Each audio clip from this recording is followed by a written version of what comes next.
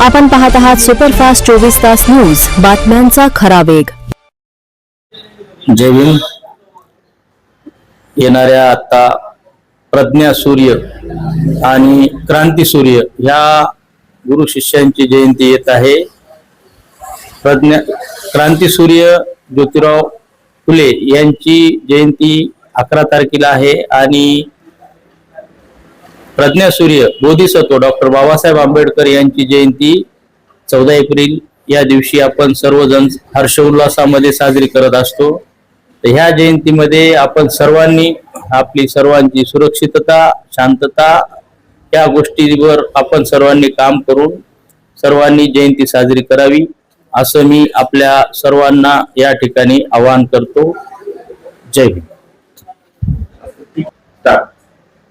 पुन्हा एकदा बोधिसत्व डॉक्टर बाबासाहेब आंबेडकर यांच्या जयंतीच्या सर्व प्रभाग 13 व सर्व परभणीकरांना माझ्यातर्फे व बामणीकर परिवारातर्फे आपल्या सर्वांना या जयंतीच्या हार्दिक हार्दिक शुभेच्छा.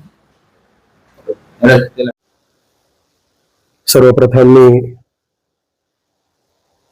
क्रांतीसूर्य ज्योतिराव फुले यांची येत्या 11 एप्रिल रोजी जयंती आहे. त्यांच्या कार्यकर्तृत्वाला, त्यांच्या विचारांना, त्यांच्या महान स्मृतींना अभिवादन करतो. त्याचबरोबर 14 एप्रिल लवकरच येत आहे.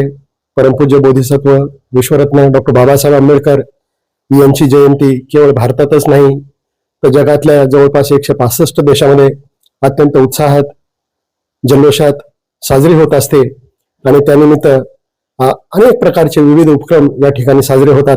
डॉक्टर बाबासाहेब आंबेडकरांनी दिलेला शांतीचा, समतेचा जो संदेश आहे तो आज काळाची गरज आहे आणि मी या निमित्तानं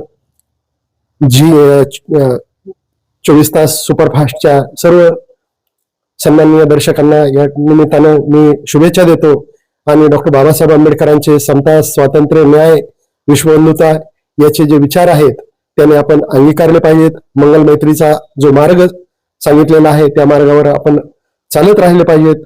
आपल्यासोबत आपल्या समाजाचा आणि सर्वांगीण देशाचा, राष्ट्राचा आपण विकास सातत्याने केला पाहिजेत आणि या निमित्ताने मी सर्वांना शुभेच्छा देतो आणि जयंतीच्या माझ्या जाधव परिवाराच्या वतीने आणि माझ्या वैयक्तिक वतीने मी तुम्हाला हार्दिक शुभेच्छा देतो. सप्रेम. जय भीम.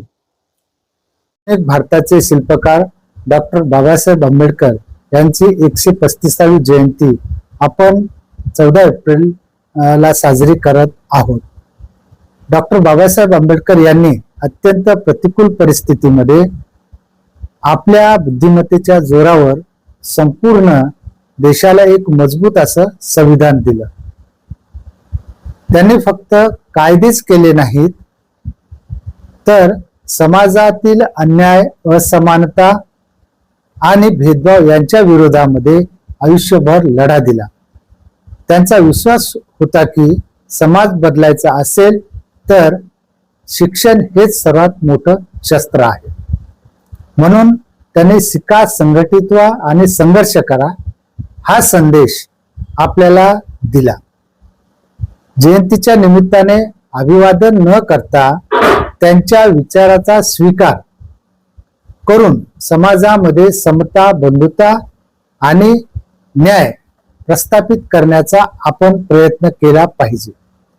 राजकुमार गुरुबाजी एंगडे डॉक्टर बाबासाहेब आंबेडकर यांच्या 135व्या जयंती निमित्त संपूर्ण भारतीयाला आणि जनतेला हार्दिक हार्दिक शुभेच्छा.